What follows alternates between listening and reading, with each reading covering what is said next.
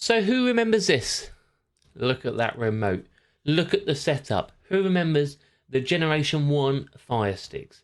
Fire TV sticks, Fire Sticks, Gen 1, whatever you may call it. Who remembers it? And is it any good still? Does it still do a job? We're going to run you through all of that. I'm going to tell you why I've got this, why I've loaded it up.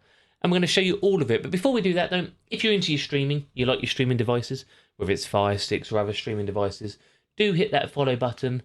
Let me know which Fire Stick you use now, and let me know if you remember back in the first generation of Fire Sticks, where many of us started out, where probably I started out when it came down to it. So, the Gen 1 Fire Stick is an old boy down the pub, knowing well, and he wanted me, can you fix my Fire Stick? Can you help me out? I need some of the, the good streaming apps, the regular streaming apps.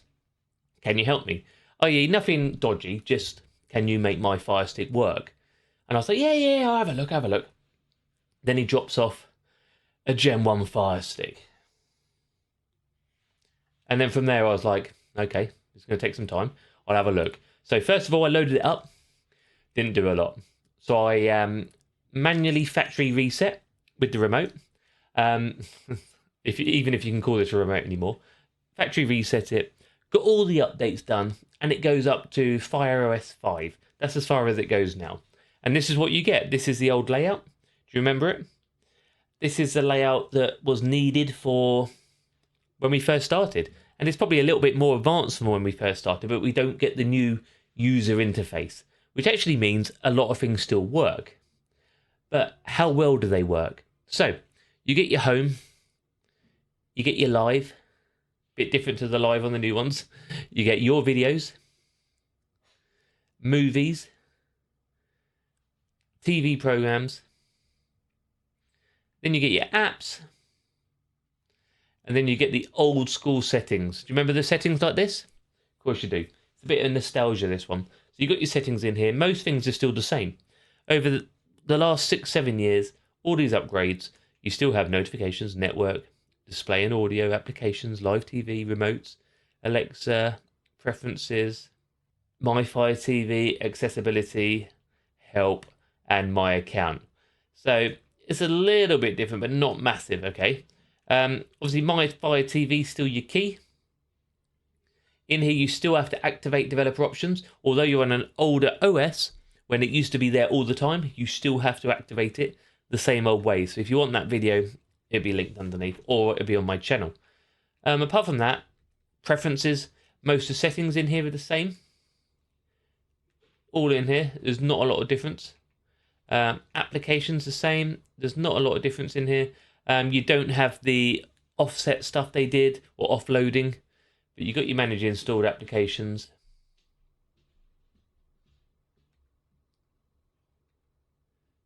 And you even get the little quick key to clear cache, but we are on an older version of FireOS, which again is quite good, but the system lags.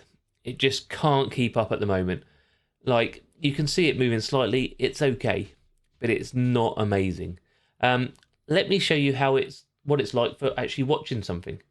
Let's put something on. What am I logged into? I'm logged into Amazon. Let's put something on there. Let's fire this one up.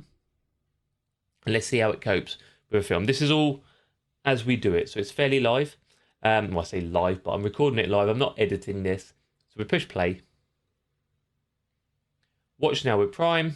It's loading in for us. I'm sure we get an advert these days because that's how Prime works. But as you can see, there's a delay. And everyone's always like, Fire TVs are rubbish. I've got an old Fire Stick, it's rubbish. That's because they're about 6 years old. Still waiting. There we go. Didn't even play. We'll try again. We're going to watch now with Prime.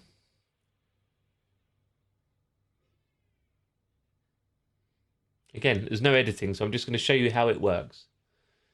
Don't worry, the old boy who asked me to look at this, I'm going to sort him out a new Fire Stick, a better Fire Stick, a decent Fire Stick, one which works, one which does what we want it to do.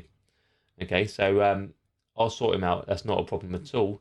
I've got loads lying around, and there's no point in trying to use this because not only is it slow, laggy, and struggling to work, That's just going to cause my headache more when he wants a few tips and tricks. Okay, so the film does work. If you stick with it, it will work. You know, it's streaming okay. You don't have masses of controls over it. We skipped along a little bit. Quality's not too bad. I got into fast forward there.